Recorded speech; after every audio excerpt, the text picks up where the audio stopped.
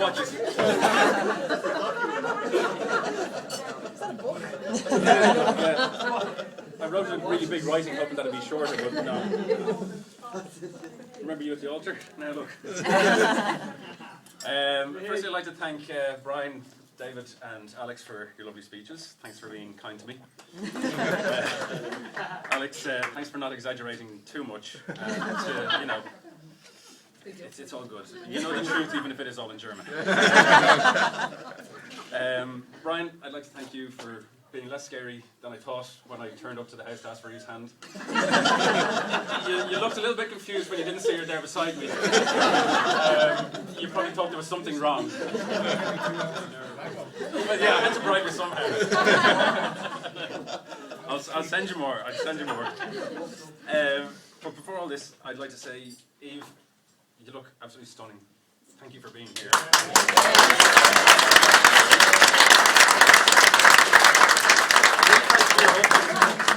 And it feels so good to say that. If you start crying. This part may get a little bit sentimental, so please bear with me. Go for it, Carl.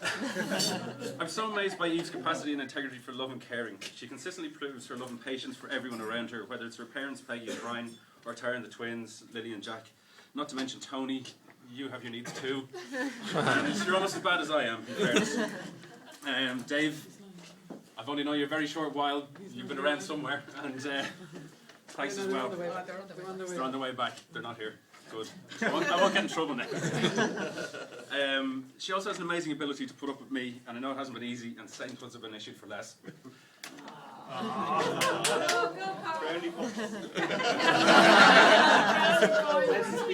going to do something really stupid later, I'll need them. I'd like to thank my parents for helping me to be a soft touch and to be well trained to make Eve's job easy.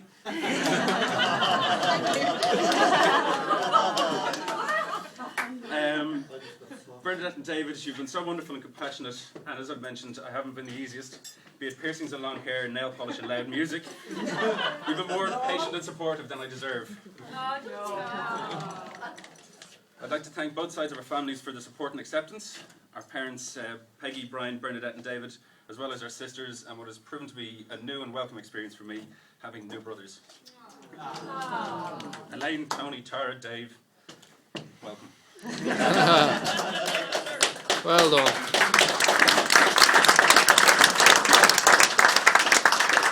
We love you all very much, and you've made our union very special. Both sides have accepted us unconditionally and as one of their own in every respect, and we're deeply grateful. Thanks on our behalf. We couldn't have done all this without the support of our bridesmaids and groomsmen. Sinead, Tara, Alex and Gordon. You've helped us and made us feel calm and collected all the leading up to this. It's been extremely important to us, and our appreciation is endless. Thank you.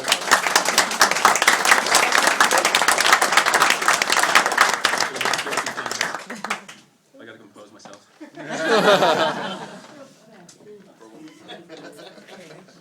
Great. The lads got their presents last night. Domino and a couple of video games. It's true. It was great. But to get back to how Eve and I first met, I might have to use a little bit of a DeLorean here. Do a bit of time machine travelling. In June '77, Eve was born. In May '78, I was born, and I've been playing catch up ever since. She's smarter and funnier than I could ever be, and that's pretty difficult.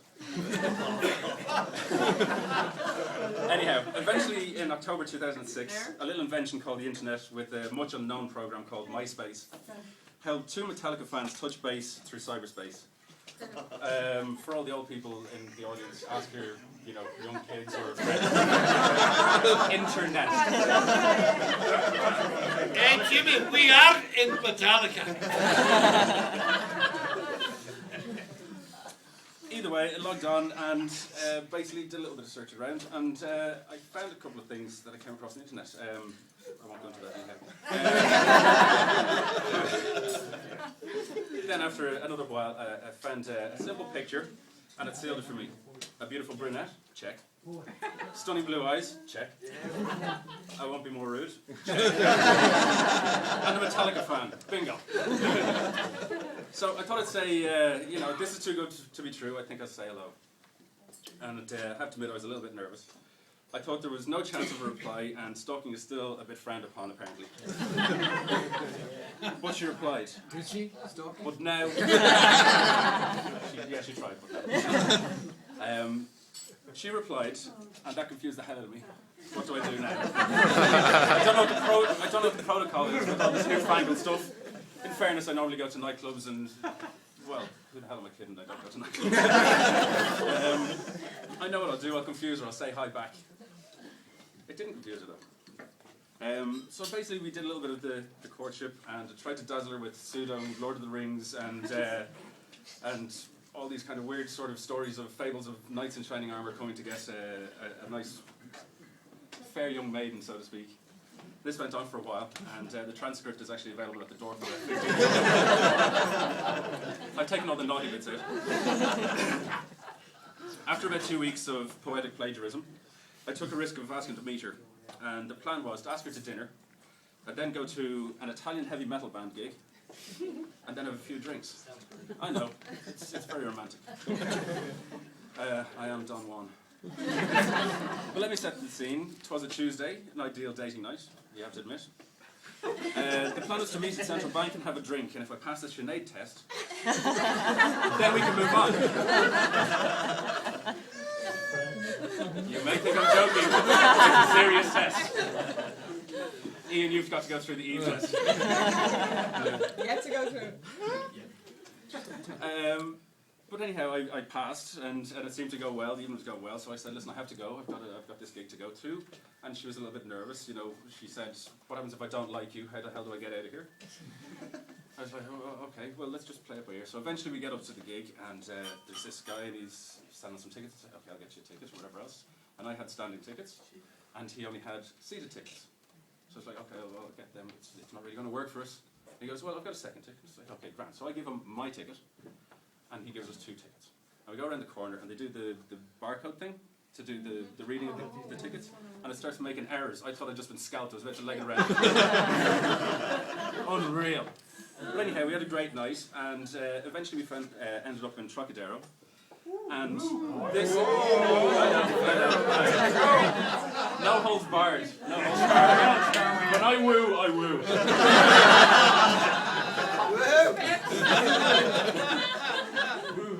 Anyhow, this is really what sealed it to me, for me. And she's going to hate me for saying this. But she joked, "What kind of cheese does not belong to you?" And I said, "What?" And she goes, "Nacho cheese."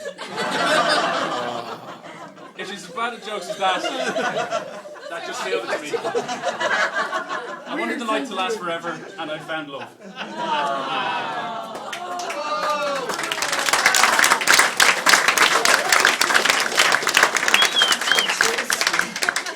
I know we ended up with the night slightly backwards, but it still worked out.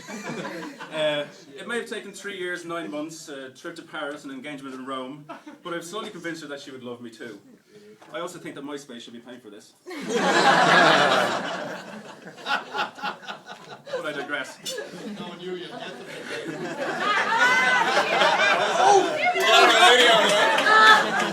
YouTube, MySpace, you owe me.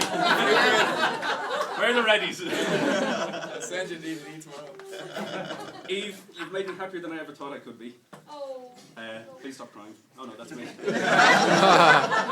It's around. You look stunning. I love you so much. Now I get to speak on our behalf, and this will wrap it all up a little bit. This is the part that I've been nervous about all day. We'd like to thank Father Eddie Griffin for such a beautiful ceremony and for his guidance leading up to this day. Even if it took 4 or 5 times of meeting him before he remembered who we were. You're not a Metallica fan. To the friends and family that did us the honour of doing the readings and offerings, Mom, Liz, Elaine, Liam, Anna, Owen, Stephen, Alice and Adele, thank you all. You're great.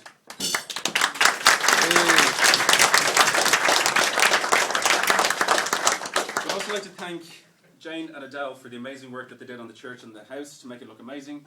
It's really appreciated. Well done.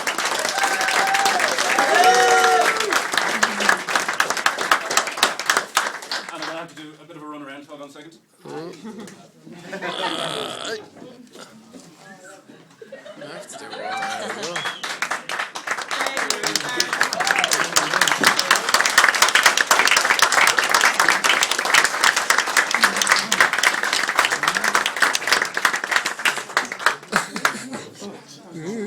I'm supposed to give that to my mum when I was here as well.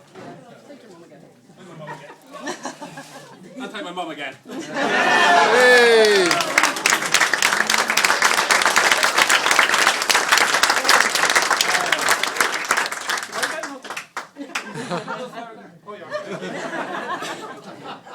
We'd also like to thank Kim for making a stunning cake. It looks amazing. And it's perfectly suited to us.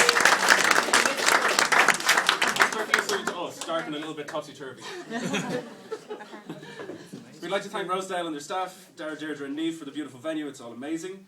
We'd like to thank Vinnie Hanlon's for the food and service, and we hope you enjoy the food. Cue the Oscar music and the Russell Crowe tantrum. Can I please have a drink? Thank you all for coming. Enjoy the rest of the night.